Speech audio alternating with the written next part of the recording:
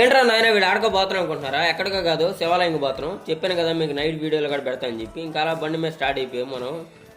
ఇంక ఇక్కడ చూడండి, నైట్ పూట సూపర్గా ఉంటుందని చెప్పి కదా, లైటింగ్ అంతా చూడడానికి సూపర్గా ఉంది. ఇంకా అలా మనం బండి పక్కన పార్క్ చేసి నడుచుకుంటా లోపలికి వెళ్ళిపోతున్నాం. ఉదయం వస్తే అసలు జనాలు కనపడలేదు మనకేమో. ఇప్పుడు చూడండి, వద్దనుకుంటున్నా కనపడుతున్నారు, అంతమంది జనాలు ఉన్నారు. ఇక్కడ అలానే అన్నదానం గడ జరుగుతుంది, కళ్యాణం గడ జరుగుతుంది. కళ్యాణం గడ వీడియో చూపిస్తాను మీకు. చూడండి ఎంతమంది ఉన్నారు జనాలు. అందుకే నైట్ పూట వస్తే సూపర్గా ఉంటుందండి. అలా మ్యాచ్ కూడా జరుగుతుంది. పాకిస్తాన్ సారీ వీళ్ళ పేర్లు వింటే నాకు డైమండ్లు వస్తాయి. మన వాళ్ళందరికీ వస్తాయి, నాకు ఒక్కడికే కాదు. ఇవాళ శివరాత్రి ప్లస్ పాకిస్తాన్తో మ్యాచ్ రేల కొట్టారు. మన వాళ్ళకి శివరాత్రి 2026 గుర్తునిద్ది. ఇంకా అలానే చూడండి ఎంతమంది జనాలు ఉన్నారు.